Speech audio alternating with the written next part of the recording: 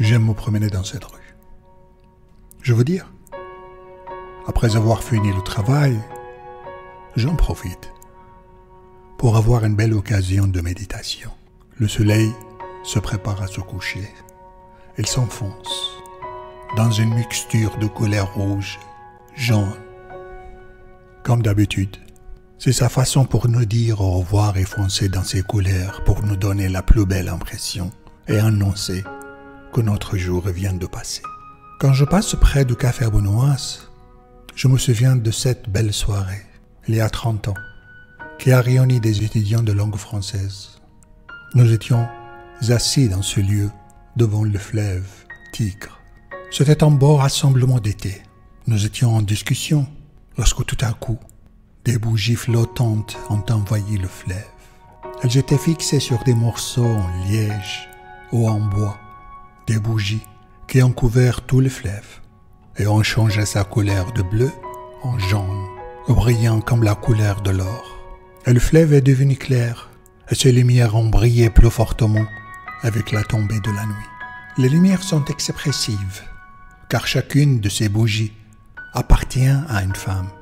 Elle a laissé glisser sur l'eau en murmurant son souhait. Il y a celle qui souhaite se marier et celle qui souhaite avoir un fils ou une fille. Ce sont les bougies de souhait, glissées sur le fleuve par des femmes rassemblées au mausolée Al-Khadr. La bougie se balance jusqu'à devant nous dans une belle fête collective. Et devant ces vagues de bougies, nous nous sommes tus et avons entendu le ruissellement de l'eau et les ondulations des vagues. Les lumières des bougies sont très belles quand elles sont expressives.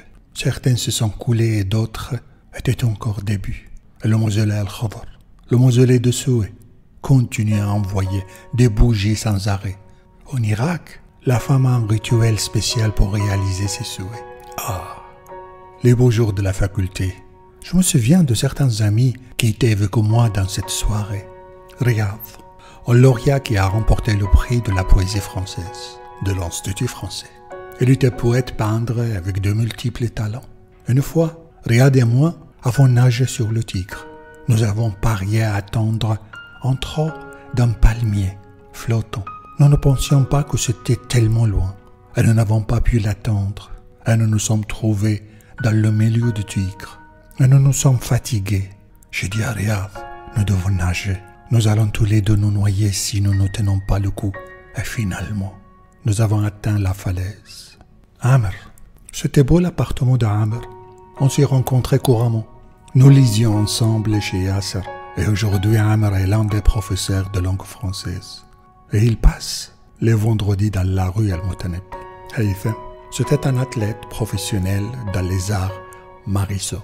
Ce qui est agréable est qu'il est encore aujourd'hui dans ce domaine. Et le travail dans le comité des Jeux olympiques.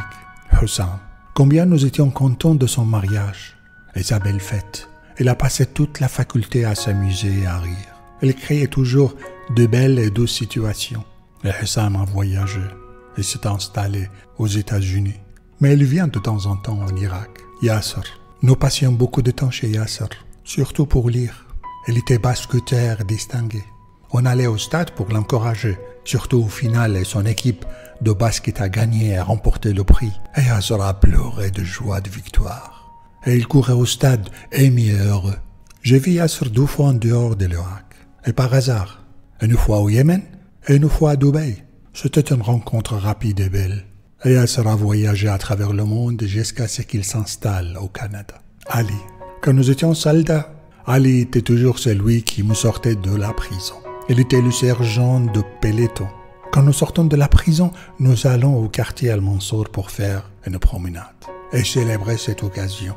Après cela, Ali s'est installé hors d'Irak. Mais il y vient de temps en temps et nous nous réjouissons de son arrivée. Ah, j'ai traversé le café. Et ces vieux jours sont passés. C'est la nature de la vie. Les gens se rencontrent et se séparent. Comme à la gare.